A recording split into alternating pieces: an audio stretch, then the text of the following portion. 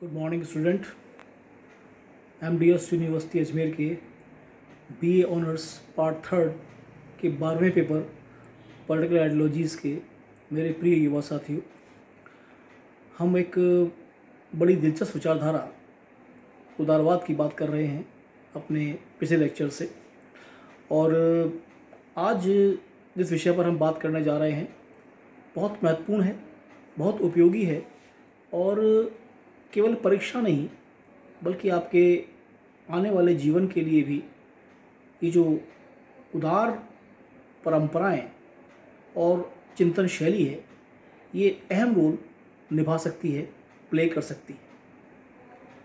मैं doctor Manoj Awasthi, associate professor SPC government college Ajmer, आज आपको उदारवाद के मूल सिद्धांतों के बारे में कुछ बताने का प्रयास करूँ। कल जहाँ हमने छोड़ा था, आखिरी पॉइंट से हम अपनी बात को आगे बढ़ाएंगे। आखिरी बिंदु हमारा ये चल रहा था कि उदारवाद मूलतः निरंकुश शासन के विरुद्ध एक प्रतिक्रिया के रूप में उभरा। नाम से स्पष्ट है, निरंकुश, यानी जिसके ऊपर कोई अंकुश ना हो। इसका आशय ये था कि राजतंत्रीय प्रणाली में, जिसको आप मोनार्की भी कहते हैं, उसमें राजा और उसके जो कुछ इने गिने विश्वास पात्र हुआ करते थे, उनकी इच्छा ही कानून का कार्य किया करती थी। अब देखिए, आप लोगों ने पढ़ा है शक्ति पृथक्करण का सिद्धांत जो मॉन्टेस्क्यू ने दिया कि व्यवस्थापिका, कार्यपालिका और न्यायपालिका शक्तियाँ अलग अलग होती हैं। लेकिन इसी यूरोप के अंदर लुई 16वें ने कहा था कि आई एम द स्टेट, जो फ्रांस के शासक थे, कि मैं राज्य हूँ। आप इस वाक्य में जो एक दंभ भरा हुआ है उसकी कल्पना करें। आई एम द स्टेट, मैं राज्य हूँ। व्यवस्थापिका, कार्यपालिका, न्यायपालिका सब मुझ में है। और ऐसा ही कुछ आवरण यूरोप के अन्य देशों में भी था, खास तौर से इंग्लैंड में, जहाँ पर कि उदारवाद का एक औपचारिक जन्म हुआ। और आप ताज्जुब करेंगे कि शासन विधान में ऐसे ऐसे नियम कायदे कानून थे कि जिनका कोई औचित्य नहीं था। जैसे एक विद्वान हुए हैं एडी आशीर्वादम, उनका एक कथन है कि किसी की मृत्यु होने पर कौन से वस्त्र पहने जाएंगे, किसी विशेष दिन कौन सा भोजन किया जाएगा, इस तक के नियम कायदे तय किए जाते थे। अब आप कल्पना करें कि आज के दौर में या किसी भी समय क्या आप ऐसे नियम कायदे बना सकते हैं? क्या आप इसके लिए ऑथोराइज्ड हैं और आप समाज को बाध्य करें कि ऐसा किया भी जाना चाहिए, वरना ये दंडनीय अपराध बना जाएगा? और ये तो मैंने आपको एक बानगी दी है। ऐसे अनेक व्यवस्थाएं थीं, कानून थे, परंपराएं थीं कि जिनके खिलाफ एक विरोध खड़ा हुआ। एक चिंतन के प्रत्युत्तर में एक नया चिंतन उभर कर सामने आया और उसने उदारवाद के मार्ग को प्रशस्त किया। अब हम अपनी आज की बात शुरू करते हैं कि उदारवाद के मूल सिद्धांत कौन कौन से हैं, the basic principles of liberalism. पहला बिंदु, मानवीय विवेक में आस्था। अब देखिए, मानव और उसका विवेक, आस्था का अर्थ होता है विश्वास, यकीन। यहां एक चीज ध्यान रखिएगा, विवेक का संबंध तर्क के साथ है, भावनाओं के साथ नहीं है। मैंने आपको बताया था शुरुआत में कि धर्म सुधार आंदोलन ने भी उदारवाद के मार्ग को प्रशस्त किया था। चर्च के जो नियम कायदे चल रहे थे उसमें विरोध करने का अधिकार तो था ही नहीं। जो कहा जा रहा है उसकी अनुपालना करनी है, बगैर ये सोचे समझे कि वो सही है या गलत। जो पादरियों ने कह दिया या पोप ने कह दिया वो पत्थर की लकीर है और उसकी अनुपालना करना ही आपका कर्तव्य है। और उस समय कुछ ऐसे नियम कायदे कानून भी थे कि मनुष्य उनके खिलाफ था, लेकिन विरोध कर नहीं पा रहा है। लेकिन इस मानवीय विवेक का में विश्वास का आशय ये है कि मनुष्य अपने तर्कों से और अपने विश्वास से जिन चीज़ों को साबित कर पाए, ये उदारवाद उनमें यकीन करता है। यानी ये मनुष्य को विवेकशील मानते हुए अपना जीवन जीने की इतनी स्वतंत्रता देना चाहता है जिसमें कि धार्मिक, सामाजिक, राजनीतिक, सांस्कृतिक, व्यक्तिगत, नैतिक आज़ादियाँ उसके पास हों, उस सीमा तक जहाँ तक कि वो दूसरे की आज़ादी में हस्तक्षेप ना कर रहा हो। जैसे एक विद्वान का नाम आपने सुना होगा, टॉमस पेन या जॉन लॉक। जॉन लॉक को उदारवाद की आत्मा भी कहते हैं, spirit of liberalism. Thomas Paine ने तो यहाँ तक कहा कि मेरा मन मेरा चर्च है। जो उस समय बाध्यताएं हुआ करती थी धर्म को लेकर, ये उसके खिलाफ एक आंदोलन था।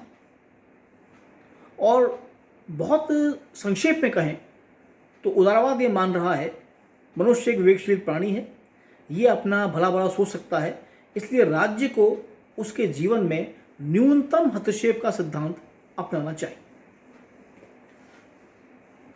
अगला बिंदु, इतिहास तथा परंपराओं का विरोध। यहाँ आपके दिमाग में एक काउंटर क्वेश्चन या प्रति प्रश्न आना चाहिए कि इतिहास और परंपराओं का विरोध क्यों? समझिए, इतिहास और परंपराएं मानव जीवन का हिस्सा हैं, कभी रही थी, अब नहीं है। उसमें अच्छाइयाँ भी हैं, उसमें बुराइयाँ भी हैं। जब आप परंपरावादी हो जाते हैं और इतिहास पर गर्व करने लगते हैं तो वहाँ एक चीज़ पर ध्यान देना बेहद ज़रूरी है, और वो ये है कि इतिहास की किन परंपराओं पर आप गर्व कर रहे हैं और किन परंपराओं पर आपको कष्ट या दुख है। अतीत में जो हुआ वो सारा सही हो, ये संभव नहीं है। मसलन मैं आपसे सवाल करता हूँ, आप उत्तर दीजिएगा। इतिहास में छुआछूत थी, इतिहास में सती प्रथा भी थी, क्या आप इसका समर्थन कर सकते हैं? आज भी आप पाएंगे कि बहुत से ऐसे धर्मों में, परंपराओं में आप ऐसी चीज़ें पाएंगे जो आपको चुभती होंगी और जिनके पीछे कोई तार्किक आधार नहीं है, कोई लॉजिकल बेस नहीं है कि आप उनका सपोर्ट कर सकते हैं। आप नहीं करेंगे। ये उदारवाद की बहुत बड़ी एक देन मानी जाती है। इसका एक बेस है, वो ये कि ये उन परंपराओं, उन रूढ़ियों और उन इतिहास की घटनाओं का समर्थन नहीं करता जो पीछे ले जाने वाली है। हाँ, इतिहास की जो अच्छाइयाँ हैं, जिन पर गर्व कर सकते हैं, जिन्हें आगे बढ़ाया जा सकता है, ये उनकी बात करता है। पर समस्या ये आती है कि यदि आप इतिहास पे आश्रित होते हैं तो फिर आपको उसकी कमियों को भी स्वीकारना होगा, अपनाना भी होगा, और उसकी अच्छाइयों को। यही कारण रहा कि उदारवादियों ने इतिहास और परंपराओं का बहुत ज़्यादा समर्थन नहीं किया। अगला बिंदु, मानवीय स्वतंत्रता की धारणा में विश्वास।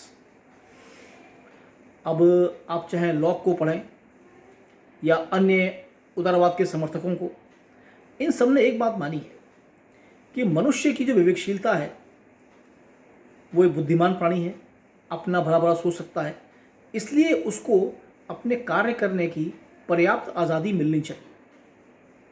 जैसे जॉन स्टुअर्ट मिल, ये नाम आपने कई बार सुना होगा, कई जगह इसको अब जेएस मिल भी लिखते हैं, जॉन स्टुअर्ट मिल। उनका एक बड़ा अच्छा उदाहरण है, या उनका एक कथन है, या उनका एक वाक्य है। वो ये मानते हैं कि जो अभिव्यक्ति की आज़ादी है ये किसी भी हालत में सीमित नहीं होनी चाहिए किसी कानून या किसी परंपरा या किसी नियम के द्वारा। उनका कहना यह है कि कई बार कोई कमज़ोर व्यक्ति जो मानसिक रूप से कमज़ोर है या विक्षिप्त कह लीजिए, या अलग हटकर बात कर रहा है, उसको भी अपने विचार व्यक्त करने का अधिकार है, क्योंकि हो सकता है उसके विचारों में कोई ऐसी बात हो जो आपके विचारों में ना हो। जिस स्तर पे वो सोच रहा है शायद उस स्तर पर आप नहीं सोच पा रहे। तो अभिव्यक्ति का आज़ादी अधिकार उसको होना चाहिए। उदारवाद ये मानता है कि क्योंकि मनुष्य विवेकशील है, समझदार है, बुद्धिमान है, इसलिए इसको अपने समस्त कार्य करने की आज़ादी होनी चाहिए। पर यह आप ध्यान रखिएगा, ये आज़ादी सबको है, किसी एक व्यक्ति विशेष को नहीं है, किसी वर्ग विशेष को नहीं है, किसी धर्म विशेष या जाति विशेष को नहीं है, सबको दी गई है। तो इसमें एक बंदिश अपने आप लगती है कि आपकी आज़ादी वहीं तक है कि जब तक आप दूसरे की आज़ादी में कोई खलल नहीं डाल रहे। अगला बिंदु, व्यक्ति साध्य और राज्य साधन। आदर्शवादी जो विचारधारा है वो ये मानती है कि राज्य साध्य है और व्यक्ति साधन है। लेकिन उदारवाद ये मानता है कि राज्य साधन है, व्यक्ति साध्य है। यानी राज्य का जन्म व्यक्ति के सर्वांगीण विकास के लिए हुआ है। राज्य को जो शक्तियाँ मिली हैं, जो अधिकार दिए गए हैं, वो व्यक्ति ने दिए हैं अपने विकास के लिए। और इसी कारण महत्वपूर्ण व्यक्ति है, ना कि राज्य। और अगला बिंदु, समाज और राज्य कृत्रिम संगठन है। ध्यान रखिएगा, कई बार ये चीज़ आपके जीके के क्वेश्चन पेपर्स में या आपके जो शॉर्ट टाइप क्वेश्चन आते हैं उसमें पूछी जाती है। इस बात को ध्यान से नोट रखिएगा। उदारवाद का विश्वास है राज्य और समाज कृत्रिम संस्था है, अर्थात मनुष्य द्वारा निर्मित की गई है। ये प्रकृति द्वारा नहीं बनी हुई है। राज्य दैवीय नहीं है, आप ध्यान रखिएगा। चर्च विश्वास करता है राज्य दैवीय है, लेकिन उदारवाद ये मानता है राज्य मानव निर्मित है, कृत्रिम है, इसलिए इसमें वृद्धि, इसकी शक्तियों में कमी, इसकी शक्तियों में वृद्धि, इसके अधिकारों का सीमांकन किया जा सकता है। और राज्य मनुष्य के सर्वांगीण विकास के लिए है, ना कि मनुष्य राज्य के लिए। धन्यवाद।